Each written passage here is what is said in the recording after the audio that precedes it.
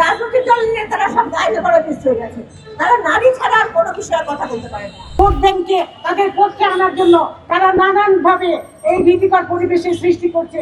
প্রত্যেককে প্রতিবাদ জানাতে তার মুক্তিযুদ্ধের এই বাংলাদেশে আমরা সকল নাগরিক ভোট দিব এবং নিরাপদে ভোট দেবো, সহিংসতা মুক্ত অবস্থায় ভোট দিব। নারী শ্রমিকরা যদি আজকে কর্মক্ষেত্রে না আসতো তাহলে আজকে বাংলাদেশের অর্থনীতি কোথায় যেত? কেউ কোনো নারী কোনোদিনও বলেনি তার কর্মঘণ্টা কমানোর জন্য। এরপরে বলা হলো যে নারী কখনো প্রধানমন্ত্রী হতে পারবে না। এবং নারীর বিষয়ে তারা কি বলেন? নারীর হাঁটা চলা, নারীর পোশাক, নারীর কর্মঘণ্টা, নারীর নেতৃত্বে যাবে কিনা, কিন্তু নারী অধিকার আছে, দাবিগুলো আছে। শীর্ষ সনদ নিয়ে কোনো কথা বলেন না, বাল্য বিবাহ নিয়ে কোনো কথা বলেন না, নারীর প্রতি সহিংসতা নিয়ে কোনো কথা বলেন না। আপনারা নারীর বিষয়ে কথা বলবেন এগুলো বিষয়ে। আমরা আপনাদের কাছে হাজার সালাম, আপনাদের সম্মান আমরা অনেক পেয়েছি। আমরা মর্যাদা চাই, আমরা অধিকার চাই। আমার এই মর্যাদা এবং অধিকার প্রতিষ্ঠার জন্য, বাল্য বিবাহ বন্ধ করার জন্য আপনি কি করবেন, নির্যাতন বন্ধ করার জন্য আপনি কি করবেন, শীর্ষ সনদ আপনি প্রত্যাহার করবেন কিনা, এই বিষয়ে আপনার বক্তব্য চাই। নেতৃত্ব কে নেবে? নেতৃত্ব সেই নেয় যে নেতৃত্ব দেওয়ার যোগ্যতা আছে, যার সেরকম সাহস আছে, যে সিদ্ধান্ত দিতে পারে, যে সংকটময় পরিস্থিতি জনগণকে মোকাবেলা করতে পারে, জনগণের আস্থা অর্জন করতে পারে, সে নেতৃত্ব দিতে পারে। সে একজন মহিলাও হতে পারে, সে একজন পুরুষও হতে পারে।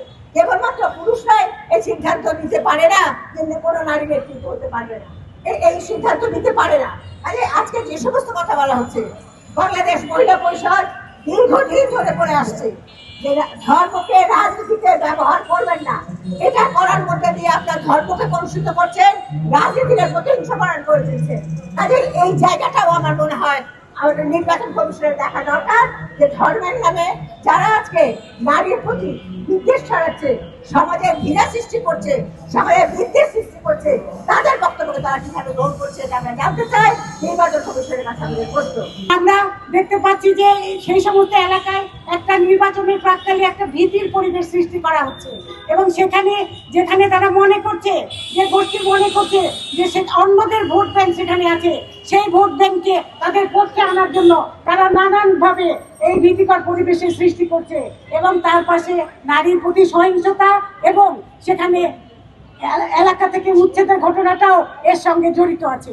৭১-এ যারা দেশের স্বাধীনতার বিরোধিতা করেছে, মুক্তিযুদ্ধের বিরোধিতা করেছে, ৭১-এ যারা নারী ধর্ষণ, নারী নির্যাতনের সঙ্গে সরাসরি সম্পৃক্ত ছিল, সেই গোষ্ঠী আজকে মুখোশ ছেড়ে তারা বেরিয়ে এসেছে, তারা খোলস ছেড়ে তারা আজকে বেরিয়ে এসেছে। তারা নারীর অধিকার, নারীর মর্যাদা, নারীর রাজনৈতিক ক্ষমতায়ন, নারীর অর্থনৈতিক ক্ষমতায়ন, নারীর সামাজিক ক্ষমতায়নের বিরুদ্ধে তারা নানান ধরনের অগ্রহণযোগ্য এবং অসাংবিধানিক বক্তব্য তারা রেখে চলেছে। আর এই নাগরিক হিসাবে আমারও একটা ভোট আছে।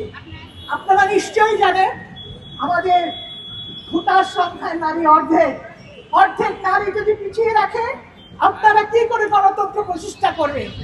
আপনারা কি করে মানুষের উপকার করবে, মানুষের পাশে দাঁড়াবে? নারীকে মানুষ যখন ভাবছেন না, নাগরিক হিসেবে ভাবছেন না, এই অবস্থান থেকে আমরা মনে করি আমাদের সকলে মিলিতভাবে প্রতিবাদ করা। তো খালি নারী সমাজ না, এখানে যারা পথচারী আছেন, যারা আমাদের সাথে আছেন, প্রত্যেককে প্রতিবাদ জানাতে তার মুক্তিযুদ্ধের এই বাংলাদেশে আমরা সকল নাগরিক ভোট দিব এবং নিরাপদে ভোট দেবো, সহিংসতা মুক্ত অবস্থায় ভোট দিব। আজকে বাংলাদেশ যে অর্থনীতির উপর দাঁড়িয়ে আছে, বাংলাদেশের অর্থনীতির মেরুদণ্ড সোজা রেখেছে যে পোশাক শিল্প, সেই পোশাক শিল্পের ৮০% হচ্ছে নারী শ্রমিক। সেই নারী শ্রমিকরা যদি আজকে কর্মক্ষেত্রে না আসতো তাহলে আজকে বাংলাদেশের অর্থনীতি কোথায় যেত? এই যে অসম্মানজনক অমর্যাদাকর কথাগুলো যারা বলছেন, কারা বলছেন? যারা সবসময় মুক্তিযুদ্ধের বিরুদ্ধে, নারীর ক্ষমতায়নের বিরুদ্ধে, নারীর প্রতি, নারীর অধিকারের বিরুদ্ধে যারা কথা বলে এসছে। আজকে ৫৪ বছর পরে কিভাবে সাহস হয় এই ধরনের কথা বলার? সেই কথাগুলো বলার ধৃষ্টতা কোথা থেকে তারা পান? নারী সম্পর্কে এই ধরনের কথা বলার, যে সমস্ত নারীরা বাইরে বের হন তাদেরকে তিনি যে বিষয়টি উপাধি দিয়েছেন, যে বিশেষ বিশেষণে বিশেষায়িত করেছেন, এই শব্দগুলো উচ্চারণ করা যায় না। আজকে ঢাকা বিশ্ববিদ্যালয়ের ডাকসুকে তারা নানাভাবে নিয়োগ করছে। আজকে আমাদের মনে রাখতে হবে যে বাংলাদেশ কিন্তু এমনি আসেনি, বাংলাদেশ স্বাধীনতা যুদ্ধ করে বাংলাদেশ এসেছে। কোন নারী গোষ্ঠী বা কোন নারী দল থেকে কোন রকম দাবি তোলা হয়নি, প্রকাশ্যে একটা অপকৌশল করা হলো। কেউ কোনো নারী কোনোদিনও বলেনি তার কর্মঘণ্টা কমানোর জন্য। এরপরে বলা হলো যে নারী কখনো প্রধানমন্ত্রী হতে পারবে না, পারে না, তাদের দলের কোনো কৌশল নাই। একটি দল না, অনেকগুলো দলই যখনই কোনো তারা সংকটে পড়ে তখনই যেন নারী পুরুষের সমতা ভুলে যায়, তখনই যেন নারী পুরুষের আর সমতা থাকে না, নারীর অগ্রগতি থাকে না। আমরা এখন পর্যন্ত আমরা প্রকাশ্যে নারী পুরুষের সমতা এবং মুক্তিযুদ্ধের যে আমাদের চেতনা ছিল, সেই চেতনা এইভাবে কোন রাজনৈতিক ইস্তেহার এখনো আমরা দেখিনি, যে রাজনৈতিক ইস্তেহারের উপর ভরসা করে আমরা মনে করতে পারি যে আগামী দেশটা নারী পুরুষের সমতায়, সকল মানুষের সমতায় এবং সামনে চলবে।